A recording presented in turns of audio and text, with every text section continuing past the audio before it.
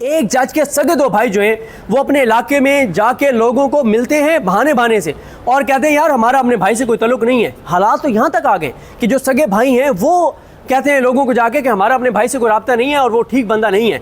एक और आईनी ओहदेदार बैठे हुए हैं, उनके भाई KPK में होते हैं, वो कई लोगों को कहते हैं कि मेरा भाई इंतहाई घटिया इंसान है और हमारा उससे कोई राब्ता नहीं है, कोई बोलचाल नहीं है। ये तो हालात बन गए हैं। तो खैर जी, इसके अलावा आज जो मंसूर अली शाह साहब ने जो लेटर लिखे, मुनीब अख्तर साहब ने जो लेटर लिखे, अतर मिल्ला साहब की जो 2 तकरीरें हैं उस पर कोई जवाब नहीं दिया जैसे याहिया खान साहब ने। और उन्होंने अच्छा पहले जो आप वो सुनिएगा, मैं कोशिश करूँगा ट्वीट भी करूँ कि जब तिलावत हुई कुरानी आयात पढ़ी गई और उनका तर्जमा बताया गया तो मैं सोच रहा था यार याहिया फदी साहब ये कुरानी आयात का तर्जमा नहीं सुन रहे, जो अदल के हवाले से हैं, जो इंसाफ के हवाले से हैं कि आपने बगैर डर खौफ के इंसाफ करना है, आपने किसी के जानिबदारी नहीं दिखानी।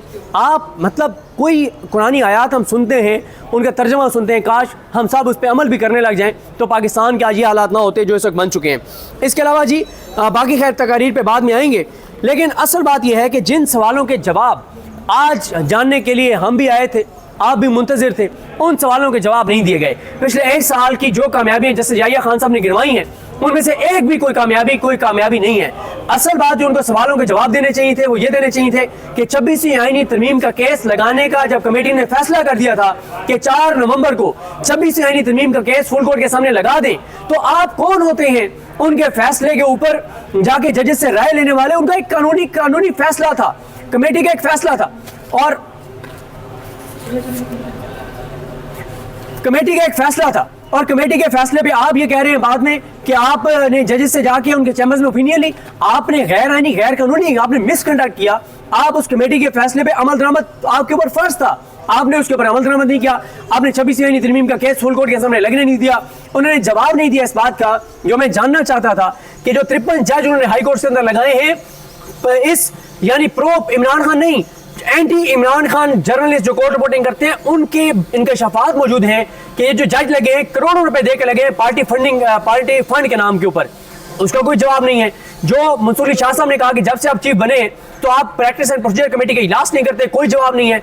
आप बंद कमरे में बैठ के हाजी अमीन के साथ बैठ के फैसले कर देते, आप मंसूर अली शाह साहब को नहीं सुनते। जो उन्होंने मिनट्स पब्लिक किए थे उसके ऊपर जो सवाल थे मंसूर अली शाह साहब के, जो अतर मिल्ला साहब ने कहा कि मुल्क में हाइब्रिड निज़ाम है, मुल्क में आइन मौजूद नहीं है, मुल्क में इंसानी हकूक मौजूद नहीं है, और ये सारी बातें जो अतर मिल्ला साहब ने जो मारन गलोच का जिक्र किया, जो बलूचिस्तान की जबरी गुमशुदगियों का जिक्र किया, किसी एक सवाल का जवाब नहीं दिया सिवाय एक चीज़ के कि जी वो सुप्रीम कोर्ट रूल्स के ऊपर मंसूर अली शाह साहब ने कोई जो है वो एतराज़ात नहीं भेजे और इसके अलावा जो है वो उन्होंने जो है वो कोई किसी सवाल का जवाब जो है वो नहीं दिया। उन्होंने ये नहीं बताया कि मुल्क में पाकिस्तान की तारीख की जो बातें नहीं धांधली 8 फरवरी के जो केसेस हैं उनके फैसले क्यों नहीं हो रहे। उन्होंने नहीं बताया कि 9 मई के झूठे केसों में 16 अरकान कौमी और सूबाई असम्बली सेनेटर्स इस वक्त कन्विक्ट हो चुके हैं। इसके उन्होंने नहीं बताया कि उनकी अदलिया ने किस तरह से इंसाफ का कत्लेआम किया और झूठे केसेस में झूठे गवाहों की बुनियाद पर जो है वो 16 अरकान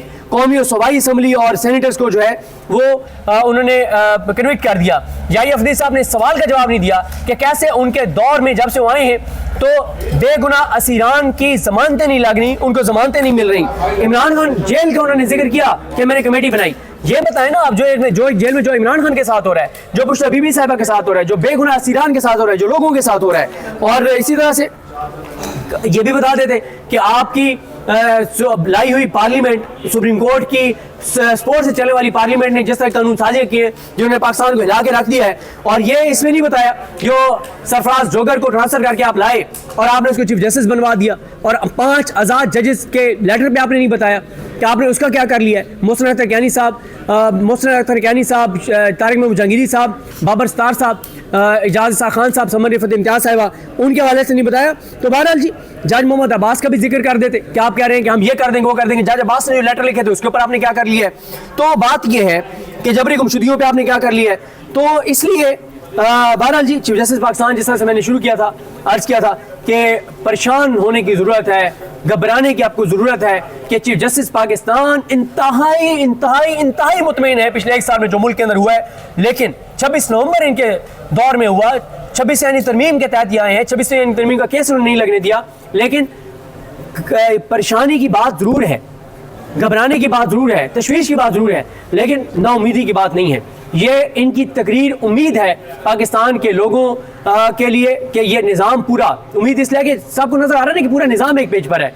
क्या चीफ जस्टिस, क्या दीगर लोग, सारे इदारे, सारा मीडिया, सब लोग, लेकिन नाउमीदी नहीं है। नाउमीदी इसलिए नहीं है कि पाकिस्तान के 90% लोग आज अपने अगर कोई करीबी रिश्तेदार भी इस निज़ाम को सपोर्ट कर रहा है, इस जबर बर्बरियत, फसाइयत और यजीदियत को सपोर्ट कर रहा है, तो उसको हाथ नहीं मिलाते, उसका सोशल बाइकआउट करते हैं और उससे नफरत का इजहार करते हैं। ये वो उम्मीद है पाकिस्तान के लिए, पाकिस्तानियों के लिए कि ये निज़ाम इस तरह से नहीं चल सकता। बंदूक के जोर पे, ताकत से आप चीज़ों को टाइम गुजार रहे हैं और उसमें एक बड़ा किरदार पीटीआई की लेला क़यादत, अर्दली क़यादत, चाबी वाले खिलौनों का है कि वो मौसर हिकमत अमली नहीं अपना रहे, वरना ये निज़ाम ज़्यादा देर चल रहा नहीं था।